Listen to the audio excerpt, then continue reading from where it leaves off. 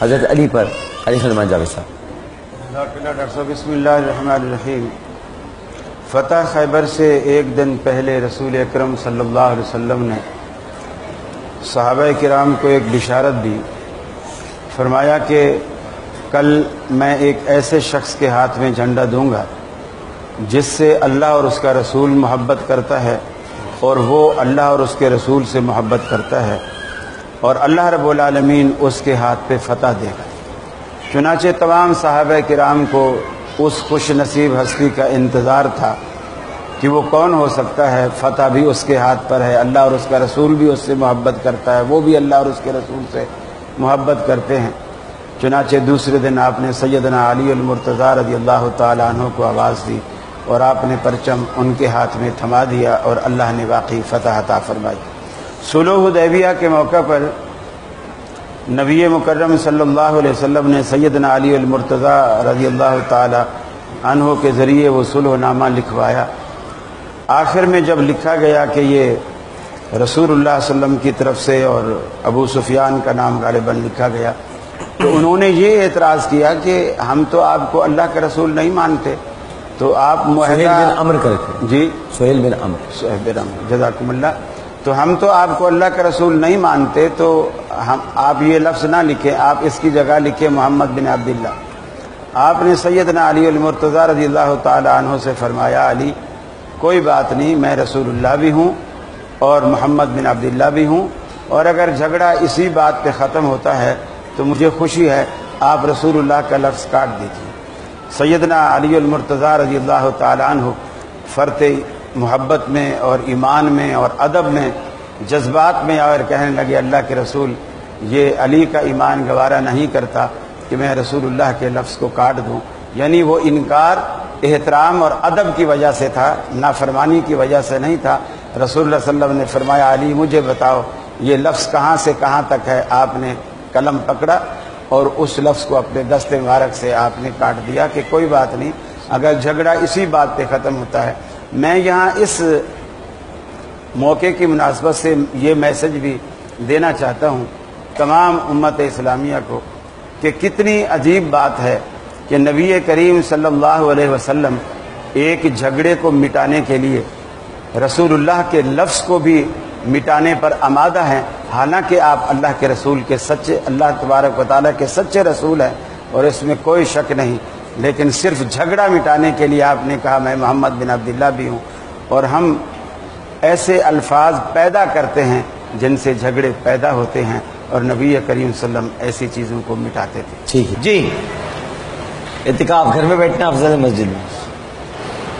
فقہ حنفی میں مردوں کے لیے مسجد میں اور خواتین کے لیے گھروں میں، اور فقہ اہل حدیث میں تو سب چیزیں مسجد میں۔ میں فقہ جعفریہ کا اس سال ریوائز کر دوں، ہاں جی، کیونکہ پچھلے سالوں میں اہل حدیثوں کی کوئی الگ سے فقہ نہیں ہے، قرآن و حدیث کا نام اہل حدیث ہے، وہی فقہ ہو جاتی ہے، فقہ ہو گئی نا، پھر بات چھیڑی، وہی فقہ ہو جاتی ہے۔ میں نے عرض کر چھیڑی تو آپ بھی چھیڑیں۔ لفظ فقہ لیتفقہوا فی الدین قرآن کے یہ الفاظ ہیں، جی، من یرد اللہ بہ خیرا یفقہہ فی الدین، یہ بھی نبی پاک صلی اللہ علیہ وسلم۔ فقہ کے معنی سمجھ کے ہیں، قرآن و حدیث کو سمجھ کے ہی فتویٰ دیا جاتا ہے، اس کے مقابل نہیں دیا جاتا۔ اگر فقہ محمدی ہو سکتی ہے تو فقہ حنفی میں کیا اعتراض ہے؟ پتہ نہیں۔ دیکھیے فقہ اہل حدیث میں کیا آیتیں دونوں پڑھی ہیں، اس میں ہے تفقہوا فی الدین، تو فقہ کس کو کہتے ہیں؟ دین کے علاوہ یہی تو ہم کہہ رہے ہیں کہ تفقہ فی الدین ہی ہے، بس اور کچھ نہیں۔ تو تفقہ فی الدین کا نام اور اگر تفقہ فی الدین کیا ہے؟ نہیں قرآن و سنت کا نام۔ تو نہیں، ائمہ اربعہ نے کیا دین کیا ہے؟ قرآن و سنت سے باہر نہیں ہے، قرآن و سنت کا نام ہی دین ہے۔ تو آپ امام مالک کو کیوں کوٹ کرتے ہیں؟ بہت سی بات ہے، کس میں؟ ان کی حدیث کو نہیں آپ ان کو بھی وہ ایسا کیا تھا، دو بار آپ مجھے بتا چکے انہوں نے ایسا عمل کیا۔ وہ جو سند سے کوئی چیز لائے ہیں اس تو وہ کیا ہوئی میرے ساتھ سے؟ کیا کہ انہوں نے کچھ کام کیا نہیں کیا؟ دیکھیے ایک وہ آپ نے مجھے بتایا کہ وہ رفع حاجت کے لیے مدینے سے باہر جاتے تھے، اچھا کام کرتے تھے، تیل لگاتے تھے حدیث بیان کرتے وقت، اور نام نہیں لیتے تھے، ممبر کی طرف اشارہ کرتے تھے، بلکہ مدینے میں ننگے پاؤں پھرا کر۔ تو پھر یہ کیا ہے؟ یہ اچھی بات ہے نا؟ بالکل اچھی بات، تو اختیار کی نا، ان کا ایک ادب ہے، ان کا احترام ہے، بالکل ہم کب کہتے ہیں تو پھر تو اختیار کر لی اچھی چیز۔ یہ چیز حدیث سے باہر نہیں ہے۔ کیا چیز؟ یہ کہ اللہ کے نبی نے نہیں کہا کہ بھی مدینے میں تم ننگے پاؤں نہیں پھر سکتے، اب اس کی ایک محبت ہے، اس کی چاہت ہے، نہیں تو وہ اس طرح کر رہا ہے۔ اس عمل کو کیا قرار دیے گئے آپ؟ ادب کہیں گے۔ تو ادب اسلام سے خارج ہے؟ کیوں خارج ہے؟ تو جس طرح آپ کہہ رہے ہیں نا، آپ نے جس چیز کو پسند جو کر لیا- ادب دیکھیے، جو مجھے یہ ادب بتا دیں، اسلام سے تجاوز کرے وہ خارج ہے۔ ائمہ اربعہ نے جو اسلام کے اندر ہے وہ تو ادب ہے۔ ائمہ اربعہ نے قرآن حدیث سے ہٹ کر کیا بات کی ہے؟ دیکھیے، استاد کا ادب ہے، اور اسلام کہتا ہے بالکل جو آپ کا شیخ ہے، آپ کا استاد ہے، اس کا ادب کرو۔ اب وہ کہتا ہے بیٹا مجھے پانی لا کے دے، وہ لا کے دے، یہ ادب ہے۔ لیکن اگر استاد کہے مجھے سجدہ کر، اب ہم کہیں یہ بھی ادب ہے، ادب نہیں ہے، تو ایسا تو یہ تجاوز ہے۔ مگر ائمہ اربعہ نے ایسا تو نہیں کیا نا۔ میں نہیں، وہ یہ تو اچھی بات ہے نا، اچھی بات ہے۔ کہ اسلام کے دائرے کے اندر، ایک سوال ہے آپ سے۔ اسلام کے دائرے کے اندر جو کچھ بھی ہوگا وہ ٹھیک ہے، ٹھیک اس ہے۔ سے باہر اگر ہوگا چلو بھائی سوال لے لیں، بھائی سوال لے لیں، ٹھیک ہے جی۔ میں یہ عرض کر رہا تھا کہ جیسے والد اپنی زندگی میں اولاد کو اگر کسی ایک کو دے گا بھی تو اتنا جتنا اس کو دیا ہے وہ ساروں کو دے۔ ایک تو یہ ہے کہ مثلا وہ بیمار تھا، اس کے علاج پہ پیسہ لگ گیا، باقی صحت مند ہے، یہ بات الگ ہے۔ ایک اس نے گفٹ کیا، جب اولاد میں گفٹ کر رہا ہے تو بچیوں کو بھی دے، بچوں کو بھی دے، سب کو دے۔ نبی کریم صلی اللہ علیہ وسلم کے سامنے ایک شخص آیا اور وہ اپنے غلام کو بھی لے کر آیا اور اپنے بچے کو بھی لے کر آیا، اور اس نے کہا میری بیوی نے کہا کہ یہ جو غلام ہے میرے بیٹے کے نام کر دے اپنا، اور رسول اللہ صلی اللہ علیہ وسلم کو اس پر گواہ بنا، تو میں اس لیے غلام کو اور بیٹے کو لے آیا ہوں تاکہ آپ کو گواہ بنا کر اس کو اپنے بیٹے کے حوالے کر سکوں۔ تو آپ صلی اللہ علیہ وسلم نے بجائے گواہی دینے کے اس سے ایک سوال کیا کہ کیا تیرے اور بھی بچے ہیں؟ اس نے کہا ہاں یا رسول اللہ۔ پھر آپ نے دوسرا سوال کیا کیا ان کو بھی غلام دیا ہے؟ اس نے کہا نہیں یا رسول اللہ۔ آپ نے فرمایا کیا غلام دینے کا ارادہ کیا ہے؟ اس نے کہا نہیں یا رسول اللہ۔ آپ نے فرمایا لے جا اس غلام کو، محمد صلی اللہ علیہ وسلم گناہ پر گواہ نہیں بن سکتے۔ تو لہٰذا والد جب بھی تقسیم کرے اولاد میں برابری کو دیکھے، اور اس میں بیٹی اور بیٹے میں بھی فرق نہیں کرے گا۔ جی ٹی وی، گھڑی، ٹوٹا ہوا موبائل بیڈ لک ہوتا ہے بسم صاحب؟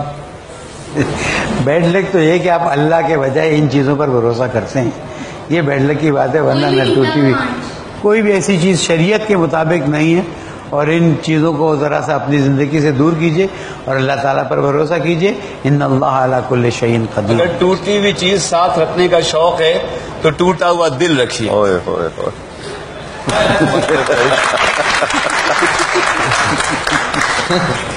میں بچپن میں دانت ٹوٹ جاتا تو سب پار رکھ لیتا تھا، وہ صحیح کرتا ہے بالکل دفن کرنا چاہیے۔ سماج سے ہم نے وہ کہانی پڑھا تھا کہ پری آتی ہے وہ لے کے چلی جاتی ہے، آئیے آج تک نہیں آئی آئی تو ہے لیکن لے کے نہیں گئے۔ لے کے نہیں گئی۔ حمزہ صاحب کے بات پہ مجھے ایک شعر یاد آ جی رہا ہے، جی اگر اجازت ہو، کر ہی دیں آج۔ کہ دلوں کو توڑنے کے لیے واہ ضرورت نہیں ہے پتھروں کی، واہ واہ واہ، یہ دل تو بکھر جاتے ہیں صرف لفظوں کی چوٹ سے۔ آئے ہائے ہائے ہائے ہائے۔ دلوں کو توڑنے کے لیے ضرورت نہیں ہے پتھروں کی، یہ دل تو بکھر جاتے ہیں صرف لفظوں کی لیکن چوٹ۔ غالب نے کیا کہا تھا؟ دل ہی تو ہے نہ سنگ و خشت، درد سے بھر نہ آئے کیوں، روئیں گے ہم ہزار بار، قاری خلیل ہمیں ستائیں کیوں۔ ایک وقفہ لیتے ہیں، وقفہ بعد حاضر ہوتے ہیں۔ السلام علیکم ورحمۃ اللہ۔